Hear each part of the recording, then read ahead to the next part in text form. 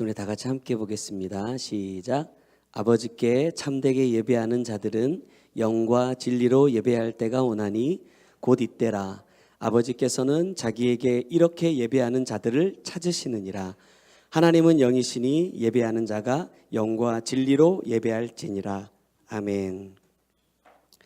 우리 전에도 나눴던 본문의 말씀인데 주님께서 오늘도 이 말씀을 통해서 내 영을 깨우고 내 영을 소생시키는 귀한 말씀으로 나누게 하실 줄로 믿습니다. 자, 우리가 영육간에 부어지는 한 해 이 타이틀을 가지고 2018년 지금 가고 있는데, 한 가지 제 마음속에 주시는 건 나중에 이제 말씀 가운데서도 나누겠지만, 하나님께서 부어주시기 위해서 우선적으로 해야 되는 것은, 우리가 예전에 요한복음 2장 말씀 나누면서 그랬죠. 비워져야 부어진다. 왜냐하면 용도가 다르기 때문에 그렇습니다. 예를 들면 저희 집 같이 후라이팬이 이제 하나만 있으면 볶음밥을 막 하다가 계란 후라이를 하고 싶으면 밥을 다 덜어내고 그걸 다시 씻어서 기름을 두르고 다시 후라이를 해야 돼요. 그죠? 용도가 다르기 때문에 그것을 깨끗하게 씻어내지 않으면 음식을 할 수가 없어요.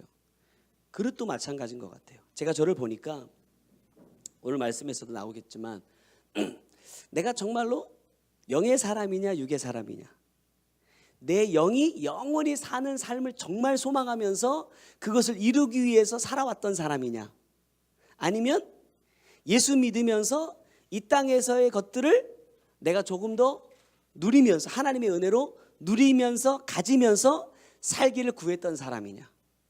분명하게 말씀은 나누겠지만 두 개 다 취할 수는 없다고 말씀하세요. 두 개 다 가질 수는 없다. 물론 영의 사람, 그렇다고 영의 사람이 다 막 가난하게 살아라 이런 의미는 아니에요. 적어도 내 마음의 중심의 주인은 한 분밖에는 될 수 없다는 거예요. 두 가지를 섬길 수 없다는 겁니다. 그렇다고 한다면 내가 영의 사람이든지 육의 사람이든지 해야지, 영의 사람이기도 하면서 육의 사람이다, 이건 없어요. 우리가 예수님에 대해서 말할 때 신학적으로도 이렇게 얘기했었어요. 자, 예수님은 신입니까 사람입니까? 우리가 교회에서 이렇게 배웠어요. 예수님은 완전하신 신이시고 동시에 완전하신 뭐다? 사람이다. 맞아요? 틀려요?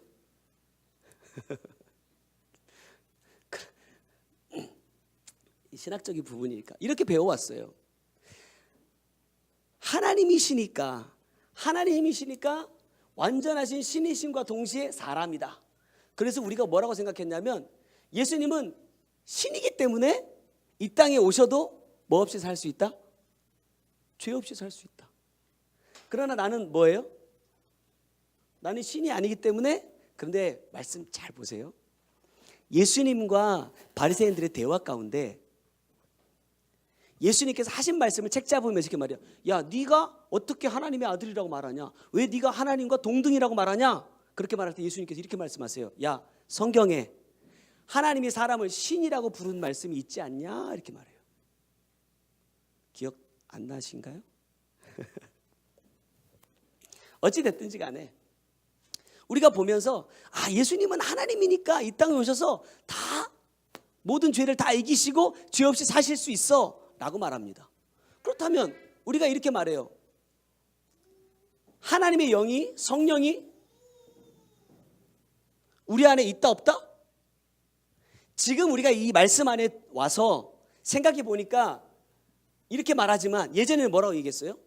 성령님은 언제나 내 안에 계신다. 하나님의 신이 내 안에 계시잖아요. 그러면 나도 뭐예요? 신이고 사람이잖아요. 근데 왜 못 이기죠? 애들이 잘하는 표현으로 해요. 이게 말입니까? 방구입니까?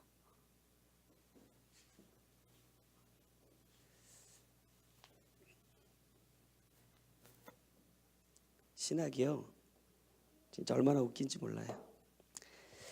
성경이 말씀하고 있는 가장 기본적인 것이 뭘까? 생각하면서 오늘 본문의 말씀을 주셨는데 23절 한번 보세요. 아버지께 참되게 예배하는 자들은 영과 진리로 예배할 때가 오나니 그래요. 왜 하나님께 영과 진리로 예배하는 자를 찾으실까? 하나님은 왜 그러한 자들을 찾으실까? 24절에 뭐라고 말해요? 하나님은 영이시니 그럽니다.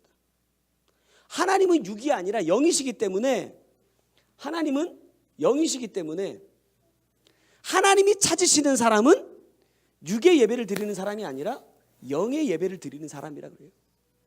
우리가 지난번에 말씀 잠깐 나눴죠. 예배는 하는 거다 드리는 거다? 예배는 하는 거다. 오늘 본문 말씀에 그랬잖아요. 예배하는 자를 찾으시잖아요. 자, 드린다는 건요, 높임말이라고 우리는 생각해서 하나님께 이렇게 예배를 드린다 이런 의미로 쓰지만 완전히 의미가 다르다 그랬어요. 한다는 건 뭐예요? 진행하는 겁니다. 그러니까 우리가 지금 이렇게 와가지고 말씀 듣고 그래 이 말씀대로 사는 것이 하나님께서 원하시는 거구나 라고 깨달았다고 한다면 그것으로 끝나면 그건 드린 거예요. 예배하는 것은 뭐냐면 깨달은 것을 내 삶의 예배의 현장으로 가서 계속해서 진행해 가는 것이 예배하는 것이고, 드린다라는 것은 뭐냐면 예를 들어서 헌신하고 봉사하는 거, 하나님 앞에 예물을 드리는 거, 이건 어떻게 해야 된다고요? 하고 나서 끝나야 돼요. 잊어야 되는 거야. 그런데 우리는 이걸 기억하죠. 내가 한 주 동안 지난주에 내게 주셨던 말씀을 가지고 내가 한 주 동안 말씀의 삶을 살았는지, 내가 주일을 준비하면서 토요일 날, 예를 들면 토요일 날 저녁에 내일 주일을 준비하면서 내 한 주간의 삶이, 내 예배의 삶이 과연 주님께서 받으실 만한 그러한 예배였는지 돌아보면서 내가 어떤 부분에서 삶으로 진행하지 못했고 어떤 부분에서 내가 이루어 갔었는지를 점검하면서 오늘 주실 말씀들을 사모함으로 나오는 것이 뭐예요? 예배하는 것입니다. 하나님은 이걸 원하시지 이걸 원하시는 게 아니에요. 근데 우리는 어떻게 하느냐? 이건 잊어버려. 그래서 흔히 하는 말로요, 대표 기도할 때 항상 이렇게 얘기하잖아요. 우리가 알고 지은 죄, 모르고 지은 죄 다 용서해 주시고, 하나님 그래 용서 안 해요. 예를 들어서 제가 예슬이하고 이렇게 예슬이한테 나쁜 짓을 좀 했어요. 막 마음을 아프게 했어. 제가 이제 사과하고 싶은 마음이 생겼어. 딱 가서 그래, 예슬아 미안하다. 뭐가요? 그러는 그냥 미안해. 미안하면 됐지 뭐 그걸 따지고 묻냐? 이렇게 말하면 어떻게 될까? 기분이 더 상하죠. 예를 들어서 내가 예슬아 내가 그때 이렇게 했는데 내가 확 속이 화가 나와가지고 내가 그때 말을 이렇게 해서 너무 미안해. 이게 구체적으로 내가 뭔가 이렇게 하면서 내가 뭘 잘못했는지를 시인하면 듣는 사람도 받아줄 수 있는 여지가 있는데, 내가 무작정 가가지고 예슬아 미안하다 그때 나 회개했으니까 나 기도했으니까 너도 용서해라 이러면 어떻게 될까? 그거는 여러분 회개가 아니에요. 하나님도 마찬가지라니까요. 우리의 삶의 전체가 다 예배라고 한다면 주일날 나와서 우리가 말씀을 듣는 이 시간만 하나님께서 우리를 주목하시는 것이 아니라 우리의 삶의 모든 시간을 주님은 다 주목해 보신다 이 말입니다.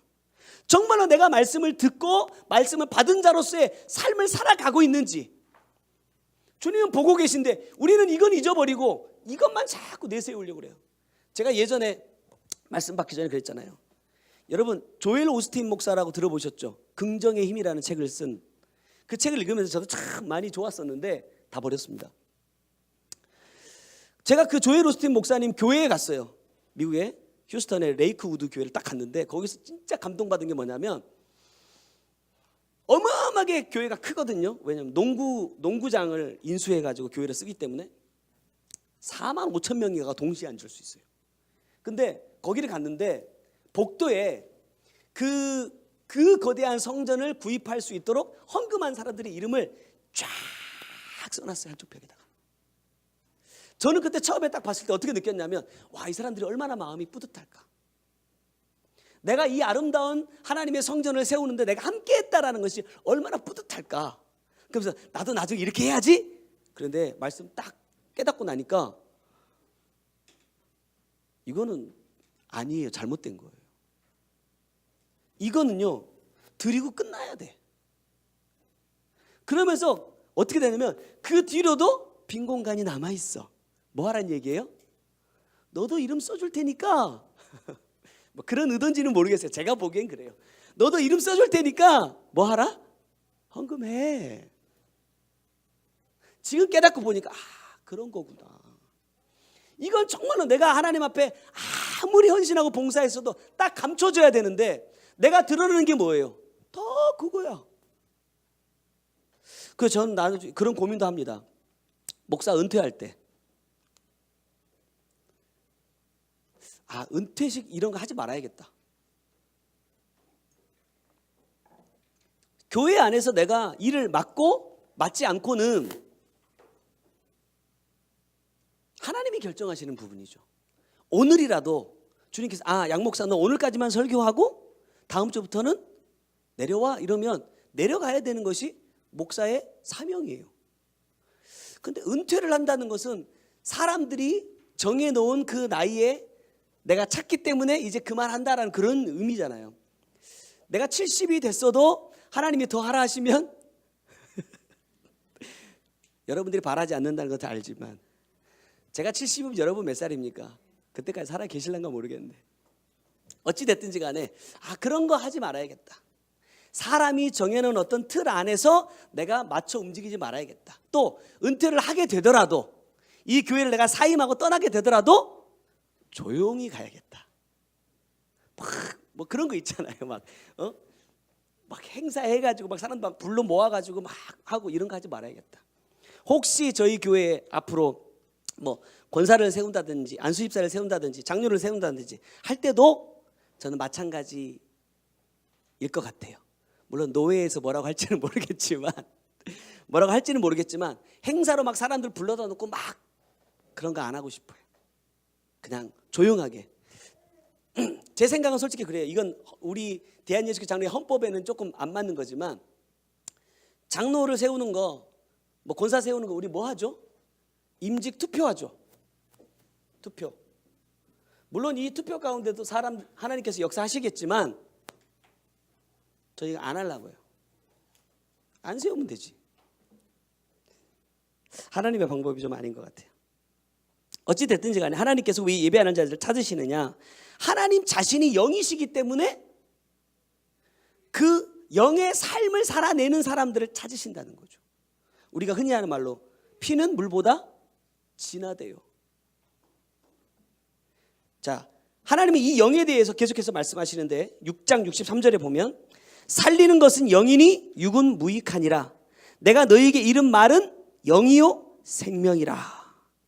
종합해 보면 하나님은 영이라는 말씀은 곧 하나님이 뭐라는 거냐. 6장 63절에 보면 이 말이 영이래요. 하나님의 말, 다시 말하면 하나님의 말씀이 곧 뭐다?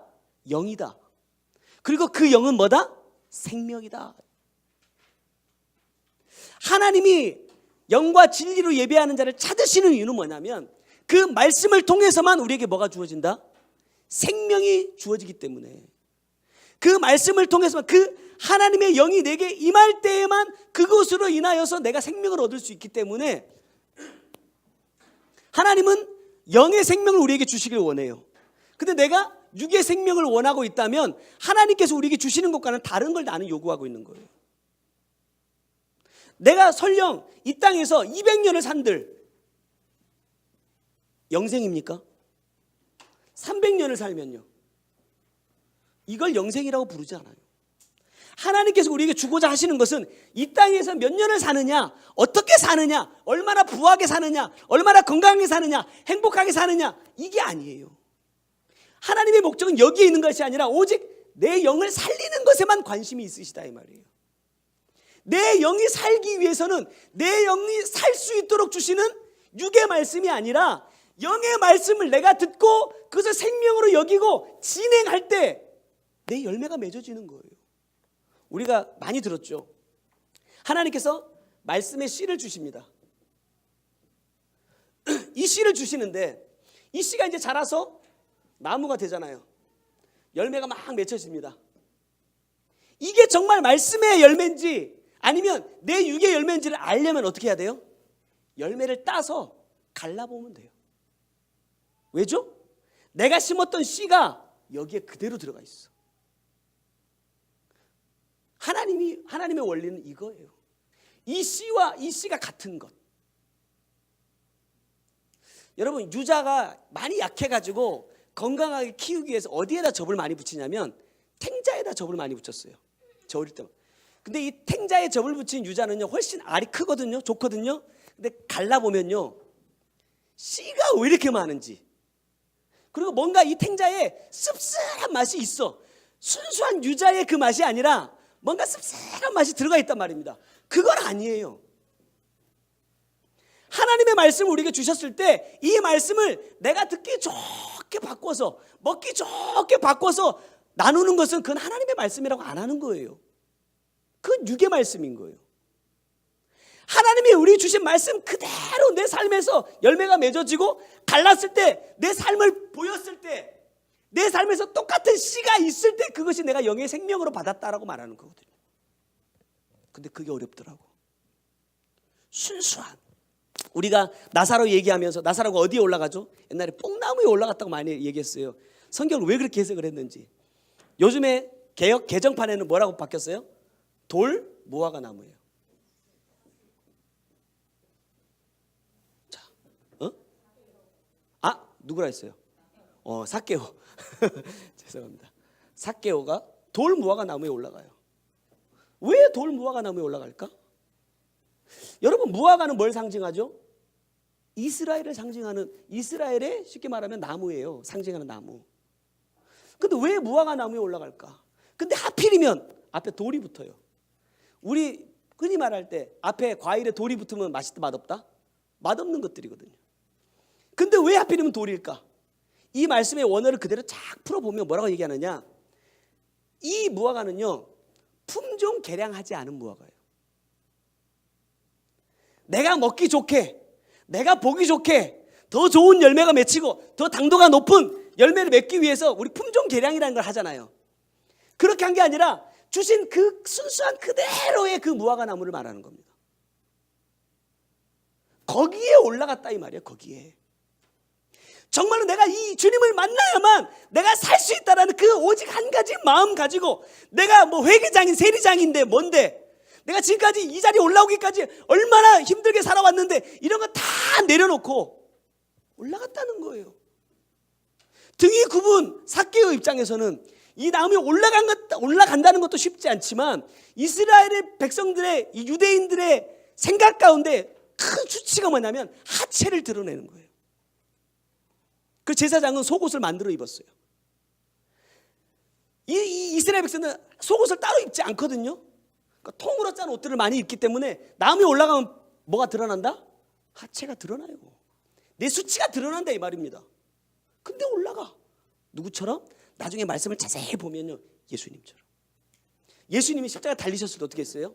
다 벗었어요. 성화에는 옷을 좀 걸쳐놨지만 실제로 예수님 다 벗으셨다 이 말입니다. 다 벗고 올라가야만 주님을 만날 수 있는 거예요. 근데 내가 내 신앙을 얼마나 아름답게 꾸미고 있냐, 내가 해놓은 거 이런 거 막 자랑하면서 드러내면서 내가 몇 명 전도했니, 내가 이 교회를 위해서 뭘 했니, 뭐 했니, 이런 거 자랑하면서, 이런 거 아무리 자랑해봐야 주님과 상관없다. 왜? 이미 내가 내 의를 드러냈기 때문에 예수님께서 뭐라 말씀하셨어요? 자기 받을 상을 이미 다 받았대. 그럼 어디서 받을 게 없다? 하늘에서 받을 게 없대. 근데 우리는 그런 것들을 드러내고 있다라는 말씀이에요. 자, 마태복음 6장 31절 말씀 보면 우리가 잘 아는 말씀. 그러므로 염려하여 이르기를 무엇을 먹을까, 무엇을 마실까, 무엇을 입을까 하지 말라. 이는 다 이방인들이 구하는 것이라 그래요. 내가 지금 먹을 것, 마실 것, 입을 것 등등 내 육의 문제들, 뭐 어떤 자녀의 문제들, 우리 집사님 이제 딸내미 고3이니까 기도하고 계시죠? 열심히 기도하는데 중요한 건 뭐냐면 내가 이 아이의 육적인 성공을 위해서 기도하고 있는지, 이 아이의 영적인 생명을 위해서 기도하고 있는지 집사님도 한번 다시 생각하세요. 제가 우리 유집사님 처음 같이 설립 예배 드리기 전부터 내가 했던 얘기가 뭐냐면 애들 수련회 위해서 기도하시라 이렇게 얘기했거든요. 1월 달에 우리 동계 수련회가 있는데 혹시 1년 만에 안 될 수도 있지만 한 번에 안 될 수도 있지만 우리 집사님들 2년 동안 2년 동안 기도하고 이번에 하나님께서 확 데려와서 앉혀놨거든요. 기도하세요. 수련회 참석하면 삶이 바뀔 수 있습니다. 어쨌든 간에 내가 지금 무엇을 염려하고 기도하고 있느냐. 사실 성경은 뭐라고 말하냐면 염려하는 것 자체가 믿음이 없는 거라고 말씀하세요. 그건 뭐냐면 의심하는 거거든요. 베드로가 배에서 딱 뛰어내려 무리를 걸어가잖아요. 근데 물에 딱 빠지니까 예수님이 뭐라 말해요? 왜 의심하느냐 그래요. 막 풍랑이 쳐가지고 막 배가 막 파손될 지경에 예수님 우리 살려주세요. 바람과 바다를 잠잠케 하시고 나서 또 제자들 그렇게 말해요. 왜 의심하느냐? 믿음이 작은 자들아. 그건 믿는 게 아니라 이 말이에요. 내가 지금 염려하고 근심하고 걱정하고 있다는 것 자체가 뭐냐면 하나님을 믿지 않는다는 거예요.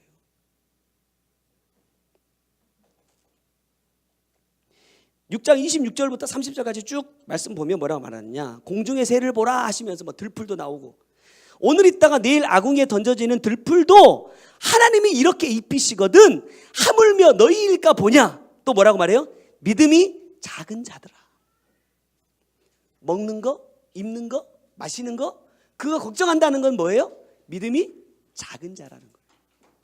여기 보면 믿음이 작다라는 것은 무슨 말이냐면 주님의 말씀을 믿지 않는 자라는 뜻입니다. 여러분 우리가 신앙생활하면서 걱정 안 해요? 많이 하죠. 염려 안 합니까? 근심 안 합니까? 너무 많이 한다니까. 너무 많이. 왜 할까요? 하나님을 믿지 않기 때문에 그래요. 지금 나의 이 환경과 상황을 하나님께서 내게 허락하신 것이다. 우리가 이 상황과 환경도요 매번 육의 것으로 생각하니까 견디기가 힘든 거예요. 하나님이 날 살리기 위한, 내 영을 살리기 위한 것이라고 한다면 견딜 수 있죠. 우리 아이들이 작년에 1년 넘게 용돈을 열심히 모았어요. 통장에다 열심히 생기는 족족이 제가 다 뺏어가지고 통장에다 다 집어넣었어. 그러니까 돈이 조금 모였어요. 다. 근데 어떤 일이 생겼느냐. 미국을 가야 될 일이 생겼어. 미국 성회를 딱 가야 되는데 어이구 식구가 또 5식구다 보니까 돈이 더 많이 들어가. 근데 다 뭐야. 니네 미국 가고 싶으면 표는 네가 끊어라. 근데 돈이 없으면 못 끊잖아요. 근데 돈이 있어. 나는 그랬죠. 이때를 위함인가 이때를 위함인가 하면서 애들 통장에 있는 돈으로 비행기표를 딱 결제를 했는데 자기들은 어떻게 생각했을까? 아빠가 내 돈을 강탈해 갔다 이렇게 생각하지 않겠어요? 아빠면 당연히 아빠가 비행기표를 끊어줘야지. 왜 내 돈 주고 비행기표를 끊으라 그래? 이렇게 말하지 않겠어요? 우리 생각이 똑같아요. 하나님은 전능하시니까, 하나님은 창조주이시니까 내가 필요한 거 이렇게 쫙쫙쫙쫙 좀 주셔야지. 우리 아버지가 그런 분이면 아니에요? 여러분의 부모님이 지금 막 집에 막 돈이 썩어 나가도록 막 쟁여놓고 있는데 안 주면 뭐라고 그럴까? 여러분 같은 뭐라고 그 부모한테 뭐라고 하겠어요? 더 잘하겠어요? 뭐 돈이 있으니까 나중에라도 받으려고 더 잘할 수는 있겠지만 마음은요 아니야. 가서 이제 한 번씩 이제 뿔 따고 나면 가서 하겠죠. 아니 돈이 집구석에서 썩어나고 있는데 나한테 줄 돈이 그렇게 없냐고 화 안 내겠어요? 그럼 부모가 뭐라고 말할까? 네 돈이냐? 내 돈이니까 내가 주고 싶을 때 주지. 내가 주고 싶은 자식한테 주지. 너같이 와갖고 나한테 이렇게 하는 자식한테 주고 싶겠냐? 해도 내 것이 아니기 때문에 할 말이 없는 거예요. 하나님이 아무리 전능하시고 하나님이 아무리 능력이 많으셔도 여러분 그 전능하심과 능력도 뭐에 전능하시다고요? 우리를 구원하시는 일에 전능하신 분이에요. 내 육의 필요를 채우기 위해서 전능하신 분이 아니라고. 왜냐하면 천지 창조 자체가 뭐예요? 천지를 창조하시니라 그래요. 목적이 뭐예요? 천지의 목적이 있단 말이에요. 천지에. 창조의 목적이 있는 게 아니고요. 이 천지를 위해서 만드신 것 뿐이지 이 천지가 없다고 한다면 이것도 없어요. 천지는 천국과 지옥이 내 영혼 구원입니다. 내 영혼 구원을 위해서 필요한 것을 그때그때 주님께서 주신다 이 말입니다. 그것이 물질이 아닐 수도 있고 건강이 아닐 수도 있고 평안이 아닐 수도 있다 이 말이에요. 내 영을 정말 살리기 위해서, 아직도 내 안에 있는 죄성들을 빼내기 위해서 하나님은 정말로 내가 가기 싫은 길을 가게 하실 수도 있고 내가 정말 싫어하는 환경 속에 들어가게 하실 수도 있어요. 얼마 전에 저는 오리알에 대해서 좀 안 좋은 추억이 있어요. 혹시 아무리 좋은 오리알이 있어도 저한테는 가져오지 마세요. 저희 외할머니가 저 어릴 때 오줌에다 삶아가지고 저를 먹인 적이 있어요. 나중에 그 사실을 알고 오리알을 쳐다만 봐도 이제 싫은 거예요. 왜? 몸에 좋다고.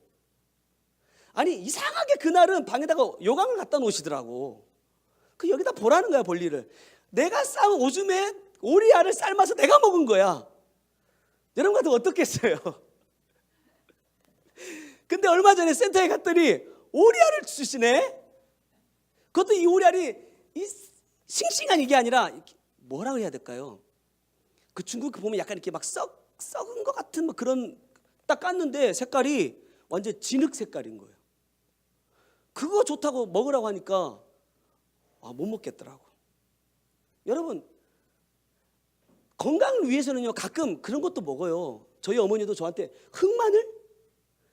저는 그런 게 진짜 싫어요. 흑마늘을 막 해갖고 주셨어요. 몸에 좋다고. 몸에 좋은 뭐에 맛이 없는데, 제 입장에서 맛이 없는데 먹기가 싫은데 먹으면요 또 이 냄새도 가시지도 않아요.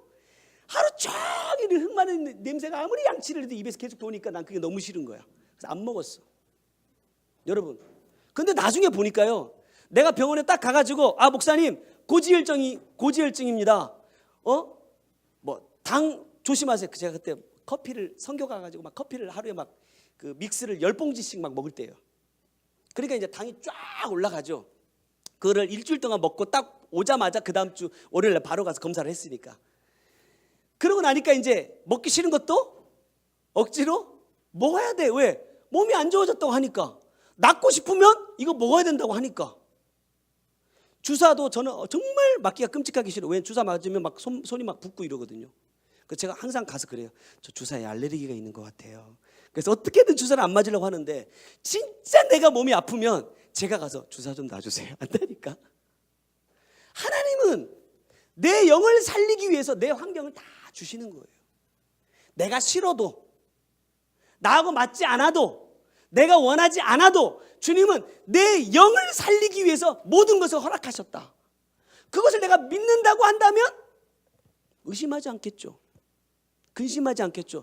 이건 분명히 하나님께서 나를 살리기 위해서 주시는 환경이기 때문에 내가 이겨야 될 것이지 하나님을 향해서 원망하고 의심하고 할 문제가 아니란 말이에요. 근데 문제는 뭐냐? 나는 내 육이 원하는 것을 하나님께 주시지 않기 때문에 불만이 생기는 거예요. 나는 하나님께 내 육의 것을 구하고 하나님 내 영을 살리기 위해서 주시기 때문에 맞지 않다 이 말이에요. 그래서 우리가 맨날 그래요. 목사님 기도하는데 응답이 안 돼요.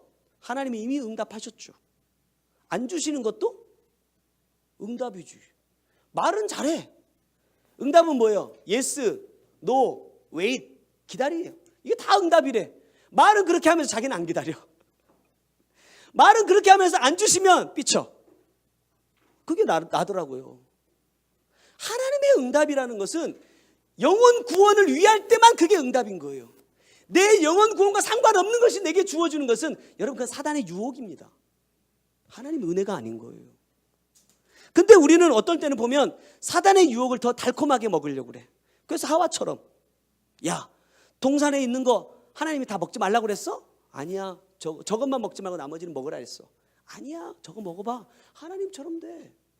여러분 하나님처럼 된다는 게 뭐예요? 막 내가 막 전지전능한 능력이 있어서 막 창조하고 이런 거예요? 아니에요. 우린 이미 하나님처럼 됐어요. 뭐죠? 내 삶의 모든 것의 기준이 나야. 내가 원하는 것, 내가 기뻐하는 것, 내가 하고 싶은 거 하잖아요. 그게 하나님처럼 되는 거거든요. 우리는 이미 그 죄를 짓고 있어. 근데 누구만 원망하죠? 하와만 원망하고 있어. 하와가 아니라 내가 그 자리에 갔어도 나도 먹어요. 나도 이미 먹고 있는 내 삶에서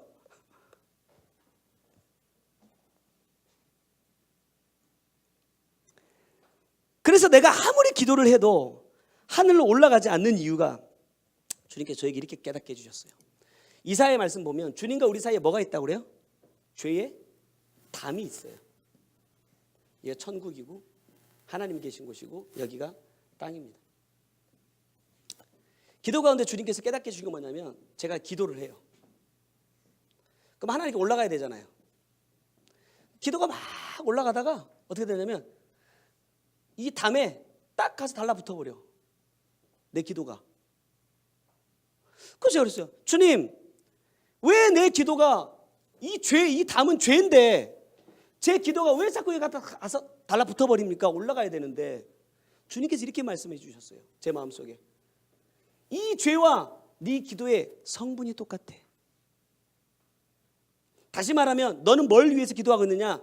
육의 것을 구하고 있어. 그래서 성분이 같기 때문에 이 둘이 만나면 뭐가 돼버려요? 하나가 된다 이 말이에요. 그래서 올라가질 않아. 우리가 아까 말씀 나눈 것처럼 무엇을 먹을까 입을까 마실까 내 육의 것을 염려하고 근심하고 걱정하고 그것을 구하는 모든 것이 뭐예요? 육의 기도. 이건 주님께서 하지 말라 하신 거예요. 하나님께서 하지 말라 하신 것을 내가 하고 있다면 이게 뭐예요? 곧 죄라 이 말입니다.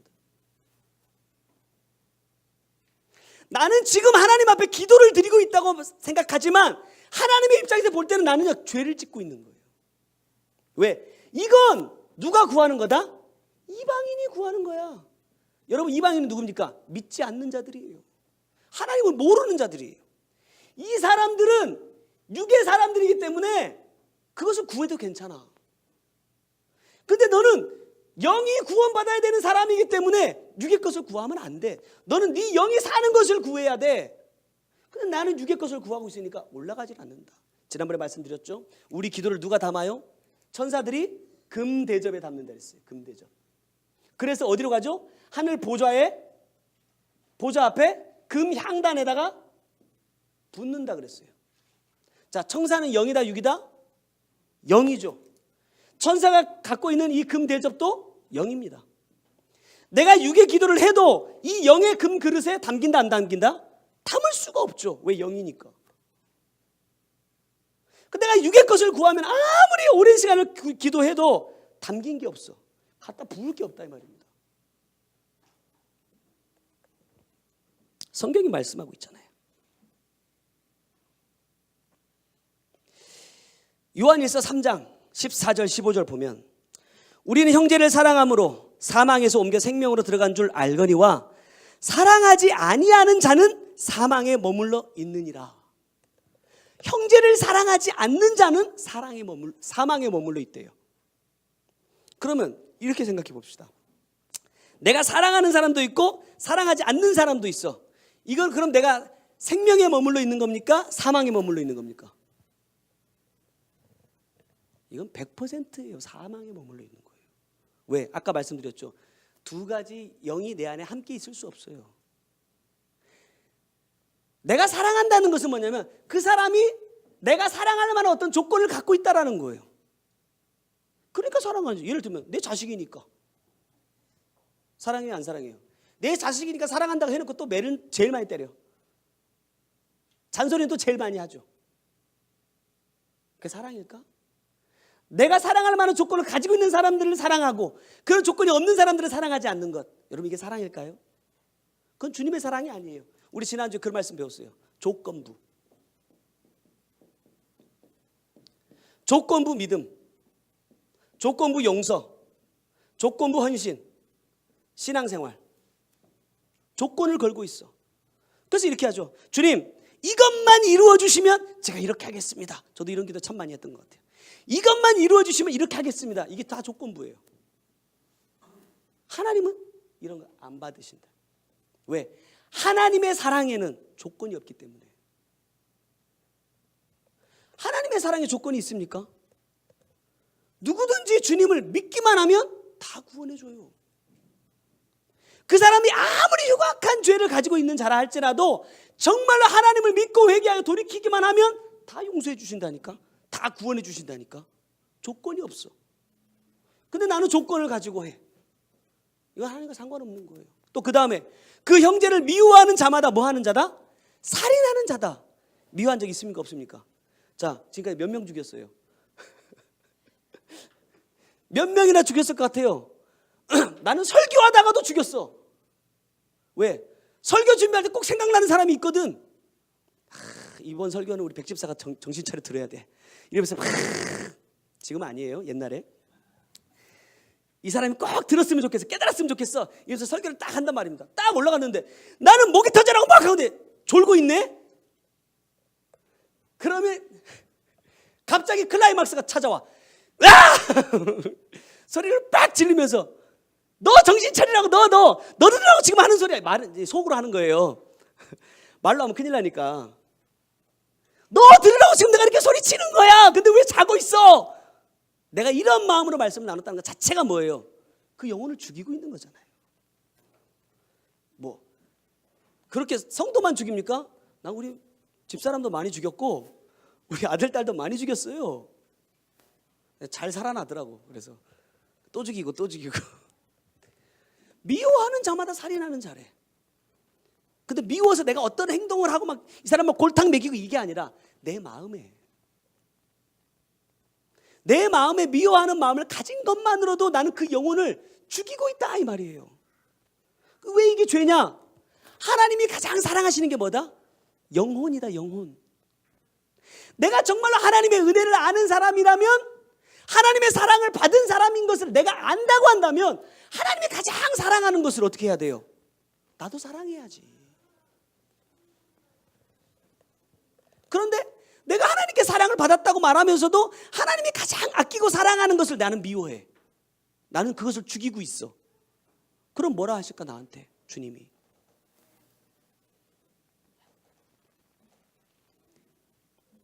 우리가 말씀대로 산다고는 하지만 노력한 만큼 결과를 얻지 못하는 이유가 뭐냐? 주님께서 저에게 주시는 마음은 주님께서 우리에게 말씀을 주시는 목적과 내가 말씀을 따라가는 목적이 다르기 때문이라는 거예요. 그래서 우리가 여기서 분명히 해야 될 것은 뭐냐? 내가 정말 영의 사람이냐 육의 사람이냐? 내가 지금 주님께 드리는 기도가 영의 기도냐 육의 기도냐? 내가 하나님께 드리는 예배가 하는 것이냐 드리는 것이냐? 이것을 우리가 말씀을 기준으로 분별해내지면 않으면 안 된다는 거예요. 또한 사람 때문에, 환경 때문에, 또 자녀 때문에, 물질 때문에 흔들린다는 것은 내 삶의 목적이 영혼 구원에 있지 않다라는 증거라는 거예요. 그럼 이렇게 생각할 수 있어요. 그럼 목사님, 그럼 우리는 육의 것은 구하지 말아야 됩니까? 왜? 육의 것이 필요한 게 너무 많은데 나 육의 몸을 입고 살아가고 있으니까 필요한 게 너무 많잖아요. 주님께서 저에게 이런 마음 주세요. 예수님께서 이 땅에 오셔서 육의 것을 구하신 적이 있었던가? 있습니까 없습니까? 자, 예를 들면 지난주에 말씀 들었던 것 중에 요한복음 11장에 보면 나사로가 나오거든요. 나사로가 병들었다는 소식을 들었는데 예수님께서 제자들한테 뭐라고 말하냐면 야 우리 며칠 더 있다 가자 이래요. 쉽게 말하면 죽을 때까지 기다린 거야.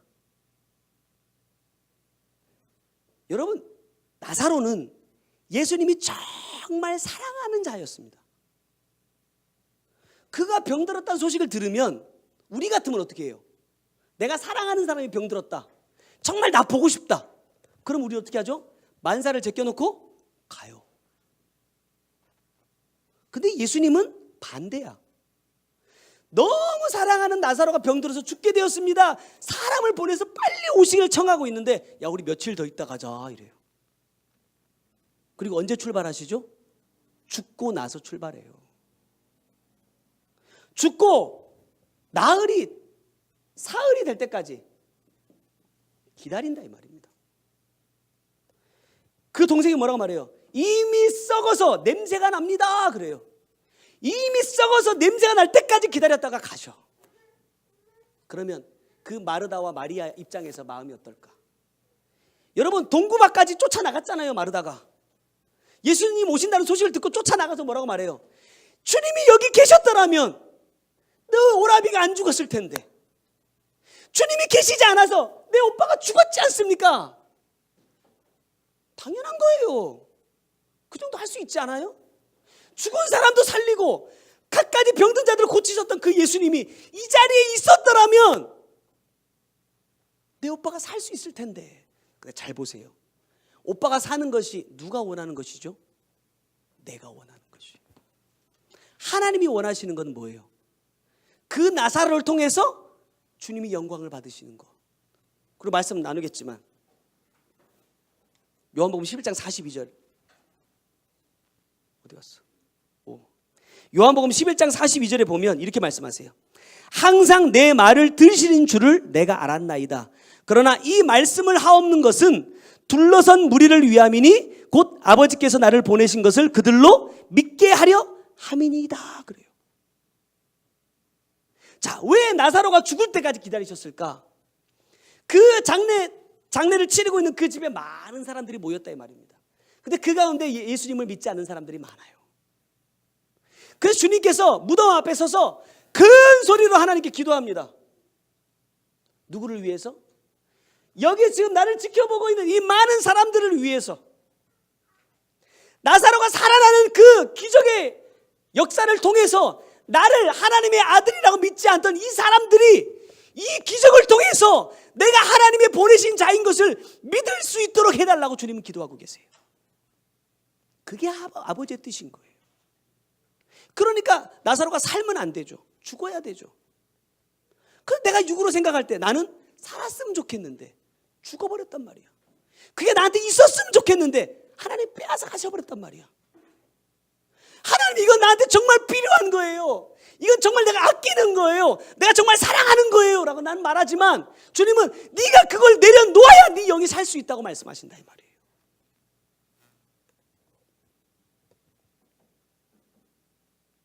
오병이어의 기적을 통해서 사람들을 배부르게 먹이실 때도 12의 혈루병 걸렸던 이 여인을 고치실 때도 주님의 목적은 육이 아니에요. 먹고 배부르게 해주기 위해서 기적을 베푸신 게 아니라 그것을 통해서 내가 생명의 떡이라는 것을 가르쳐 주기 위해서 그 기적을 베푸셨다 이 말입니다. 다시 말하면 영혼을 위해서. 주님은 단 한순간도 단 한 사건도 내 육을 위해서 구하지 않았어. 근데 없었느냐? 아니에요. 하나님이 필요한 걸 다 채워주셨어. 왜? 가룟 유다가 돈꾀에서 쏠쏠하게 돈을 빼갔거든요. 쉽게 말하면 이 예수님의 일행이 먹고 쓸 돈을 이렇게 후원하는, 쉽게 말하면 헌금하는 사람들이 있었어요. 그러니까 그 돈괴를 맡아 관리할 사람까지 필요할 정도로 부족한 게 아니에요. 물질이 없어서 막 뭐 여우도 뭐 머리 될 뭐 집이 있고 뭐 굴이 있고 뭐 그런 의미가 아니라 말입니다. 사역에 온전히 영혼 구원의 사역에 올인하다 보니까 먹을 때도 잊어버리고 그러셨던 거지 없어서 굶으신 게 아니에요. 아무 데서나 식사 안 하셨다니까요. 굳이 예루살렘까지 갔다가 식사 안 하시고 그 새벽에 베다니까지 가요. 왜? 내가 사랑하는 자들이 있는 곳으로 가신다 이 말입니다.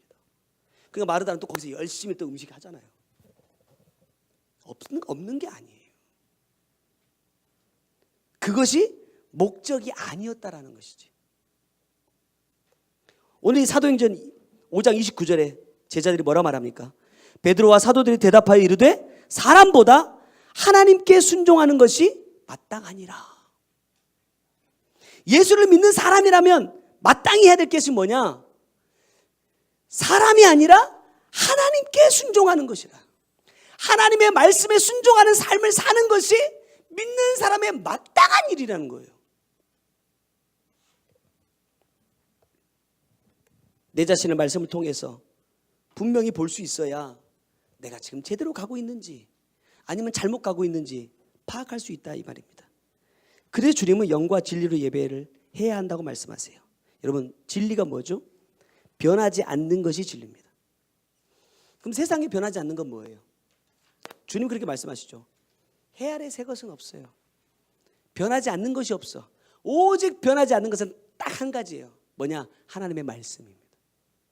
하나님의 말씀만 변하지 않아요. 더 정확히 말하면 이 진리라는 것은 뭐냐? 우리가 누누이 얘기했던 것처럼 예수님의 삶입니다. 왜?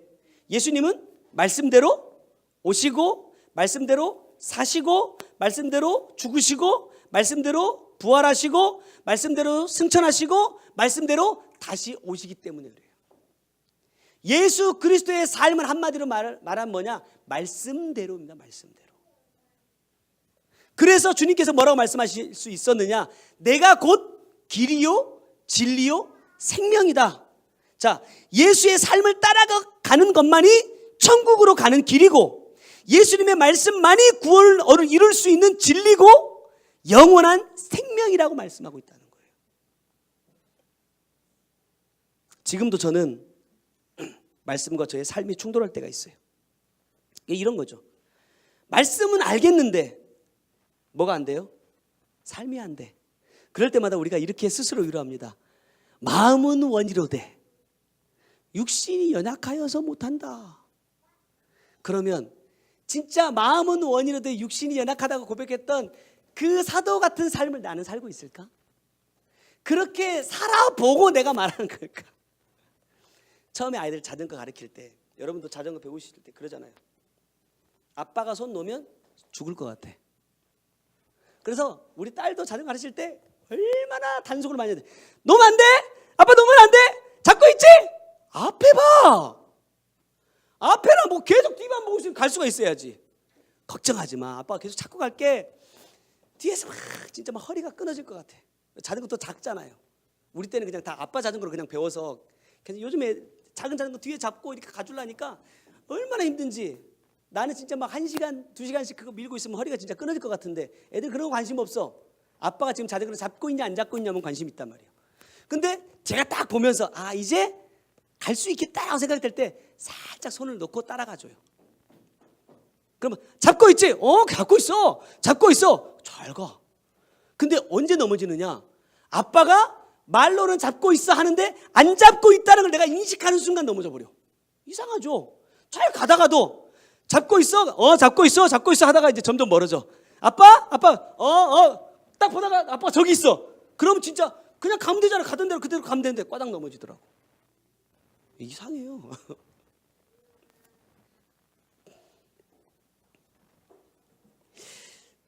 하나님은 분명히 내 영혼을 살리기 위해서 말씀을 주고 계세요.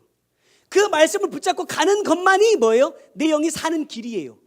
근데 문제는 뭐냐면 그렇다면 내가 이 말씀을 붙잡고 가고 있다면 뭔가 막 내 삶이 막 펼쳐지고 막 빛이 막 비춰지고 막 이래야 되잖아. 그러지 않아요? 내가 정말로 예수 믿기 위해 말씀대로 살기 위해서 막 힘쓰고 애쓰고 노력하면 하나님께서 막 복을 주시고 은혜를 주시고 막 잘되게 하시고 성공하게 하시고 막 이래야 되는데 아니거든. 내 삶의 현실을 보니까 아니거든요. 믿는 거나 안 믿는 거나 별반 차이 없고 어떤 때는 가끔 보면 안 믿는 사람이 나보다 더 잘 돼. 나는 분명히 기도하고 응답받아서 했는데도 망하는데 저 사람들은 예수도 안 믿는데 하는 것마다 잘 된단 말이에요. 그럴 때마다 우리가 뭐가 되죠? 낙심이 돼. 낙심이. 왜 그럴까? 하나님이 나하고 함께하지 않나? 이제 그때부터 이제 그런 생각이 드는 거죠. 하나님 날 사랑하지 않나? 그럴 때마다 사실은 나를 더 봐야 된단 말이에요. 하나님께서 왜 나에게 이러한 삶을 허락하시는지, 왜 그런 환경들을 내게 주셨는지. 제가 보면 부교육자 생활 처음에 시작하면서부터 우리 사모님도 계시지만 저 교회에서 제가 첫 부교육자 사역을 시작했거든요. 저 교회에서 첫 번째 사역 시작하면서 제가 있었던 개월 수가 8개월밖에 안 돼요. 8개월 사역하고 나니까 죽을 것 같더라고. 너무 힘들어서. 제가 진짜 5만 가지를 다 했어요. 5만 가지를. 진짜. 그냥 그런 게 있습니다. 생각하니까 또 짠하네 내가. 5만 가지를 다 했는데 제 몸이 너무 망가져가지고 못 견디겠더라고요. 그래서 사직서를 써놓고 야밤도주했어요. 짐도 별로 없고 이래가지고 그냥 가방 몇 개 싸니까 짐 끝나더라고요. 그래갖고 봉고차에다 딱 싣고 그대로 도망가 가버렸어요. 너무 힘드니까. 그 뒤로도 희한하게 하나님께서 한 교회 2년 이상 안 있게 하시는 거야. 계속 트러블이 생기고 문제가 생겨. 제가 얘기했죠. 워낙 잘난 척을 많이 했기 때문에 목사님들이 아마 많이 꼴보기 싫었을 거예요. 그래서 2년 정도만 되면 다 나가래. 전 진짜요. 이 송천동에 광성교회라고 거기 사역할 때 이번에 노예 가서 원로 목사님 만났거든요. 그 목사님 저한테 뭐 했는 줄 아세요? 어느 날 주일 예배를 딱 마치고 났는데 양전도사 잠깐 방으로 와 이러시더라고. 목양실로 딱 들어갔어. 그랬더니 목사님 뭐라 하시냐면 양전도사 오늘부로 시무 정지됐어. 나는 그런 어려운 말을 못 알아들었어요. 그때 당시에. 시무 정지가 뭐야? 그랬더니 내일부터 안 나와도 돼 이러는 거야. 뭐 이런 법이 있습니까? 하다못해 뭐 한 달을 준다든지 2달을 준다든지 다른 교회로 갈 자리 한번 찾아봐 이래야 되는데 갑자기 주일날 통보하는 거야. 오후 예배 다 끝나고 나니까 시무 정지 내일부터 오지 말라는 거야. 진짜 저 가서 엄청 울었습니다. 왜 울었냐면 나는 그 목사님 날 자른 것이 억울해서 울은 게 아니라 전 솔직히 뭐 때문에 울었냐면 하나님이 나를 안 쓰시려고 하나 이것 때문에 울었어요. 내가 하나님께 필요 없나? 왜냐하면 저는 진짜 하나님께서 나를 너무너무 필요로 하는 사람이라고 난 생각하며 살았기 때문에 내가 사역을 할 곳이 없다는 건 하나님께 나 이제 너 필요 없어라는 말씀인 줄 알고 그것 때문에 서러워서 울었어요. 근데 일주일 뒤에 그 교회보다 4배 더 큰 교회에서 오라고 해서 그냥 갔어요. 4배. 근데 노예 가서 딱 만났네. 그 어르신을 가서 인사했죠. 목사님 안녕하세요. 그랬더니 어떻게 살아? 목사님 잘라줘가지고 잘 살죠. 더 큰 교회로 가고 거기서 더 큰 교회로 갔고 거기서 또 더 큰 교회로 갔죠. 그러니까 개척해서 잘하고 있습니다. 그랬더니 그래 연락처 좀 줘. 전화 올까 봐 무서워요. 연락처를 알려드렸는데 그런 때도 있었다니까요. 어느 날 갑자기 그만두래. 내가 뭐 못했나? 목사님한테는 좀 못했어요. 1년 내내 제가 좀 그런 스타일인가 봐요. 선물 같은 거 막 이렇게 할 줄 모르고 이런 걸 잘 못해. 뭐 이렇게 기념일 챙기고 이런 건 저는 마누라한테도 우리 연애할 때도 한 번도 그런 거 기념일 같은 거 챙겨본 적이 없어요. 저는. 그래서 그런 거에 안 돼 있어. 그래서 미움은 많이 받았는지 모르겠지만 그랬어요. 그러니까 내가 보면 내가 원하는 상황이 아니잖아요. 나는 내 나름대로는 최선을 다해서 하고 있다고 생각하는데 자꾸 하나님께서 내치시는 거야. 그래서 막 진짜 교회를 2년에 한 번씩 옮기니까 제가 20년 넘게 부교육자 생활했잖아요. 얼마나 많은 교회를 다녔겠어요. 근데 제가 초청교회에서 8년을 있었잖아요. 제가 이 초청교회에서 8년을 있을 수 있었던 원동력이 뭘까 생각해봤어. 생각해보니까 그게 뭐냐면 물론 하나님의 은혜지만 짧게 많은 교회에서 진짜 별의별 사람을 다 봤어요. 특히 성도들은 아닌데 목회자하고 사모님들 진짜 별의별 사람들을 다 만났어. 그러니까 누구를 만나도 이기겠더라고. 성도들이 막 가지각색의 사람들이 많잖아요. 근데 그 사람들을 만나서 별 말을 들어도 마음에 동요가 별로 없어. 이 사람은 그런 사람인가 보구나. 이 사람은 이런 사람이구나. 이 사람 성격 이런 사람이구나. 그럼 그냥 끝나. 생각해 보니까 그것이 나를 연단시키는 시간들이었구나. 그렇게 조금 깨달아지는 거예요. 아직도 멀었지만. 여러분 그런 것 같아요. 아까도 처음에 시작하면서도 말씀드렸지만 내가 말씀으로는 알겠는데 삶으로 되지 않는 이유는 아직도 내 안에 말씀을 거르는 육의 죄악들이 다 비워지지 않기 때문에 그렇다. 우리 요한복음 2장에 보면 가나 혼인잔치 사건에서 뭐예요? 언제 주님께서 일하시죠? 어머니가 그래요. 아들아, 포도주가 떨어졌대. 그러니까 예수님이 뭐라고 대답하십니까? 여자요, 나랑 무슨 상관이 있습니까? 내 때가 아직 아닙니다. 근데 희한한 건요, 2가지 종류의 항아리가 있어요. 이건 돌 항아리입니다. 이 돌 항아리는 어떤 물을 담냐? 손발을 씻는 물을 담아요. 또 하나는 뭐냐면 포도주를 담는 항아리예요. 어디에 뭐가 떨어졌다고요? 포도주가 떨어졌어요. 분명히 이 항아리에 담겨져 있던 포도주가 떨어졌다고 말씀하시는데 주님은 어디다 역사하시느냐? 여기다 역사하세요.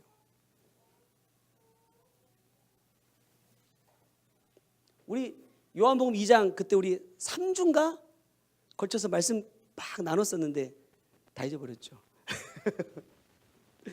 요한복음 2장 그 가나 혼인잔치만 가지고도요 여러분 5번 정도 말씀을 나눌 수 있어요. 그래서 우리가 처음으로 오후 예배를 2주 동안 드렸었어요. 말씀이 너무 길어서 길면 지루할까 봐 하루에 2타임씩 해가지고 3주에 딱 해서 5번 말씀 나눴어요. 나중에 기회가 되면 한 번 더 나누죠. 손 발을 씻는 물이 담겨져 있는 돌 항아리란 말이에요. 근데 주님께서 뭐라고 말씀하시느냐, 제자들한테 여기다 가다 물을 채우라는 거예요. 여기다 채워야 되는 건 아니에요? 상식적으로 여기다 채워요.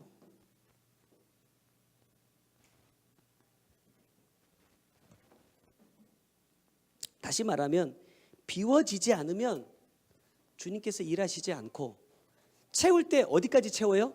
성경에 아기까지 채웠다 그래요. 물이 넘칠랑 말랑 할 때까지. 여기까지 채워질 때까지 물은 포도주로 변하지 않습니다. 자, 그러면 보세요. 내 심령의 그릇이 지금 비워져 있습니까? 내 심령의 그릇이 비워졌고 하나님의 은혜로 채워지고 있다면 지금 어디까지 채워지고 있습니까? 요만큼 채워졌으면 요만큼밖에 역사가 안 나타나고, 요만큼 채워졌으면 요만큼밖에 역사가 안 나타나면 좋겠죠. 이만큼이라도 받으면 좋겠죠. 안 줘. 여기까지 채워질 때까지 기다리신단 말이에요. 그러니까 내 모습을 봐야 된단 말이에요. 어디까지 채워졌는지, 뭐가 채워졌는지 내가 볼 수 있어야 기다릴 것 아닙니까? 이런 말씀을 하셨어요. 예수님은 왜 마리아의 몸에 오셨을까? 왜죠? 동정녀이기 때문에. 말이 어렵지. 그냥 쉽게 말하면 처녀죠. 남자를 알지 못하는 처녀. 처녀이기 때문에 마리아에게 오셨습니다. 그러면 그때 당시 유대 땅에 처녀가 마리아만 있었을까? 많이 있었을 것 아닙니까? 왜? 유대인들의 법은 엄해가지고요, 결혼하지 않고 쉽게 우리 지금으로 말하면 혼전 관계를 가지면 돌에 맞아 죽었어요. 처녀가 많아요. 근데 왜 하필이면 마리아일까? 우리는 생각할 때 마리아가 굉장히 물론 성경적으로도 보면 마리아는요 죽음을 각오한 사람이었어요. 오늘 갑자기 처녀한테 와가지고 야, 네가 잉태하여 아이들을 낳을 거야? 여러분, 처녀가 임신하면 죽어요. 성경에 보면 유다가 자기 며느리 다말과 동침하죠.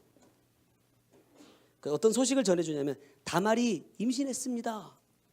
이 다말과 결혼했던 남자가 죽어가지고 후사가 없으니까 너 친정에 가서 기다리고 있어 했는데, 임신했다는 소식을 들으니까 유다가 대뜸 하는 말이 뭐냐면 그 계집을 데려다가 돌에 쳐 죽여라 그래요. 그게 유대인의 법입니다. 돌에 맞아 죽어야 돼요. 하물며 이 사람은 결혼이라도 했던 사람이지. 마리아는 처녀잖아요. 근데 처녀가 아이를 갖게 된다면 분명히 누군가와 부정한 관계를 가졌다라는 것이 되기 때문에 돌에 맞아 죽어야 돼. 근데 너 아이를 낳을 거야 그랬더니 마리아가 뭐래요? 주님의 뜻대로 되기를 원합니다 그래요. 이 말은 무슨 말이냐? 내가 설령 돌에 맞아 죽는다 할지라도 나를 통해서 하나님의 뜻을 이루어 가시기를 원합니다 라는 고백이에요. 마리아가 이런 믿음이 있었기 때문에 하나님께서 마리아를 통해서 오셨다. 마리아 혼자만 되겠느냐? 성경에 보니까 마태복음 1장 19절에 보면 그의 남편 요셉은 어떤 사람이라? 의로운 사람이다 그래요. 자, 지금 마리아와 요셉은 정혼한 관계입니다. 쉽게 말하면 약혼이에요. 아직 육체적인 관계를 갖기 전입니다. 그런데 여러분, 이 요셉의 입장에서 생각해 보세요. 나랑 약혼한 여자가 내가 이 여자와 아직 결혼하지 않아서 동침하지 않았는데 아기를 가졌어. 그럼 이 남자는 어떨까, 마음이? 저 같은 생각은요, 요셉이 나서서 마리아를 돌로 쳐 죽여야 돼요. 맞습니까? 틀립니까? 죄가 아니에요. 율법 그대로 행하는 거예요. 내가 사랑해서 결혼하려고 했던 여자가 내가 아닌 다른 사람의 아이를 가졌다. 그 사실을 알면 가만히 있을 사람이 어디 있습니까? 근데 요셉은 뭐라고 말하느냐? 그를 드러내지 아니하고 가만히 끊고자 하여 그래요. 자, 뭘 끊고자 했을까요? 마리아와 나의 청혼한 관계를 끊고자 했을까? 아니면 마리아 뱃속에 있는 아이를 끊고자 했을까? 여기서 끊고자 한다라는 이 말은 무슨 말이냐면요, 원어에 보니까 구원하다, 용서하다라는 뜻이에요.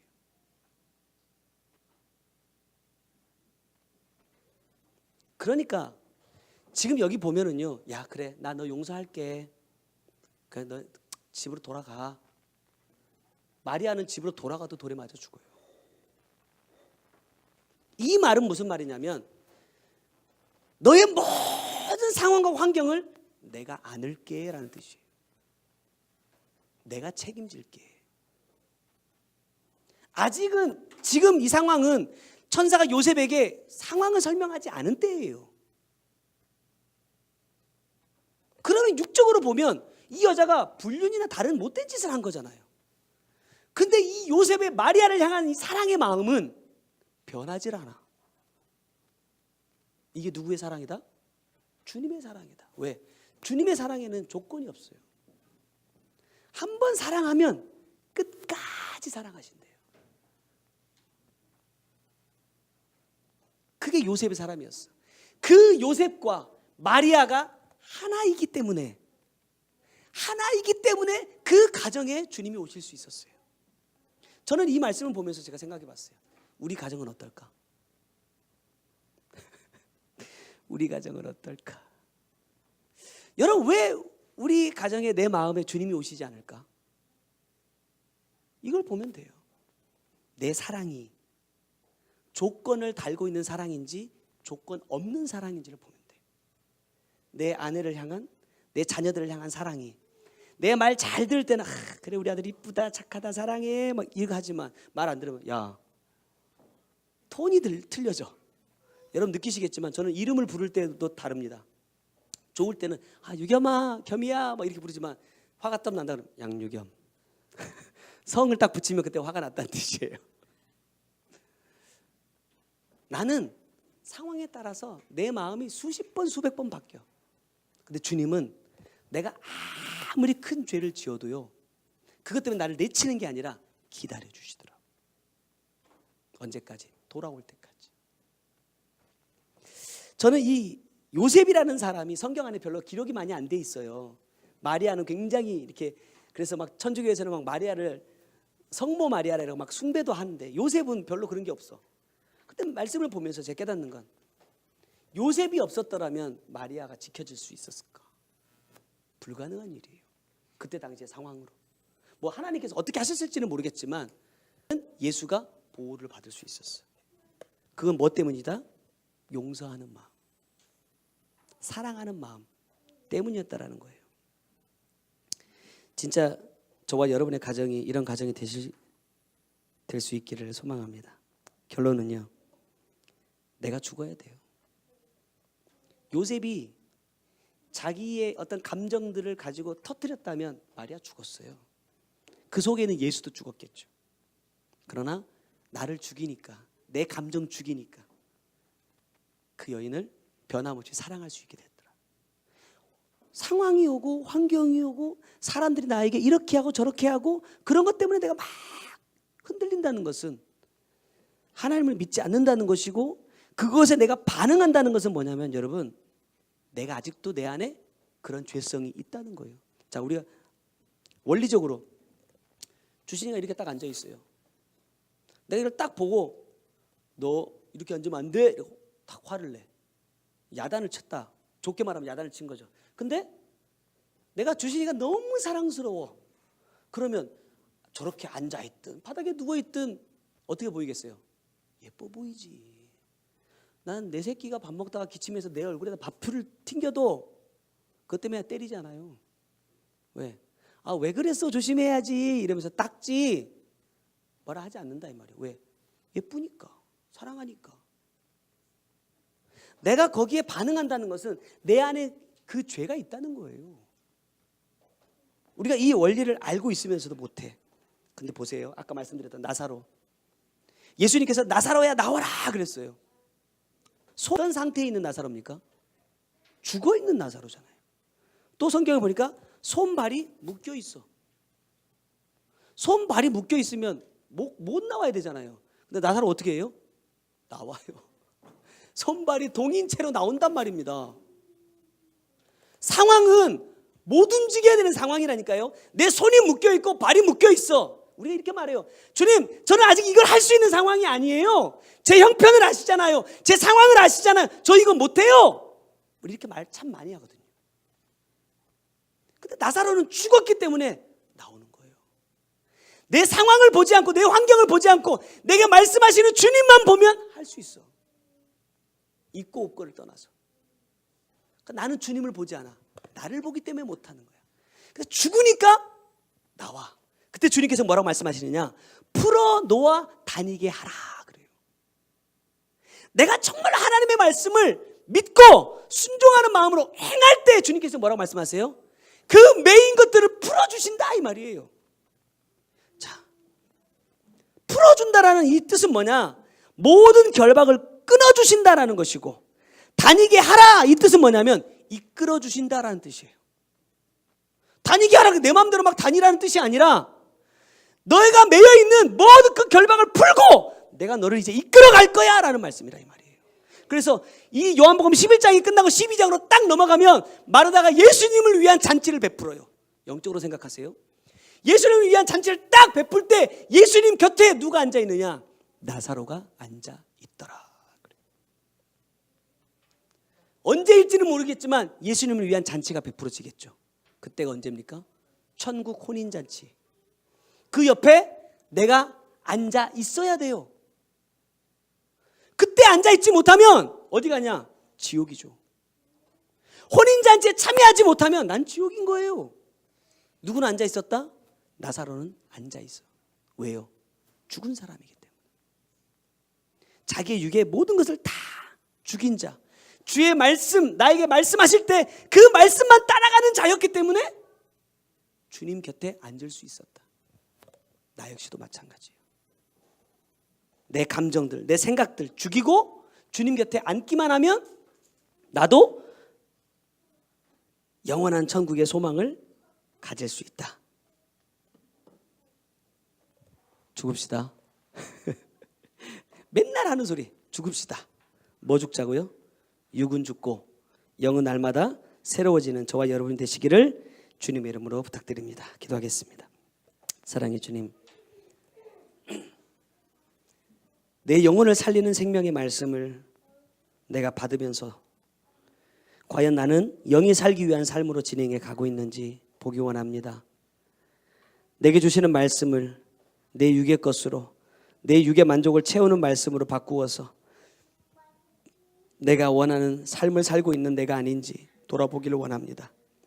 자그마한 환경에도 쉽게 넘어지고 분노하고 화내고 짜증내고 판단하고 정죄하는 그러한 마음 가운데 아직도 여전히 휩싸여 있는 것이 내 모습인 것을 주님 고백합니다. 그것은 주님을 믿지 못하기 때문이라고 분명하게 말씀하셨습니다. 주님, 이제 믿는 자가 되고 싶습니다. 영이신 하나님의 그 영의 말씀을 듣고 내가 생명을 얻는 자가 되기를 소망합니다. 주님, 내 육은 죽고 주님 안에서 내가 영으로 살아서 주님의 뜻을 이루어가고 나사로처럼 주님 곁에 앉아서 그 잔치자리에 참여하는 우리 모두가 될 수 있도록 주님 역사하여 주옵소서. 귀한 예물들 구별하여 드립니다. 주님 물질 받으시고 주님께서 기뻐하시는 곳에 정말 영혼 구원을 위한 일에 주님 쓰여질 수 있도록 주님 역사하여 주시고, 사랑하는 성도들 쌓아놓았던 상급들 무너지지 않게 하시고 주님 앞에 서는 그날까지 아름답게 계속해서 쌓여갈 수 있도록 주님 도우시고 역사하여 주옵소서.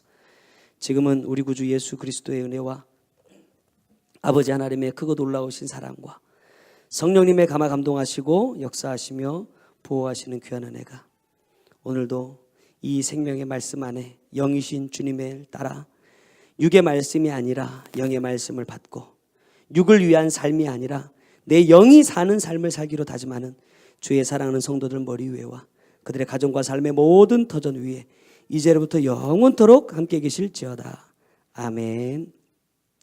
우리 주신 말씀 기억하면서 기도하고 마치도록 하겠습니다.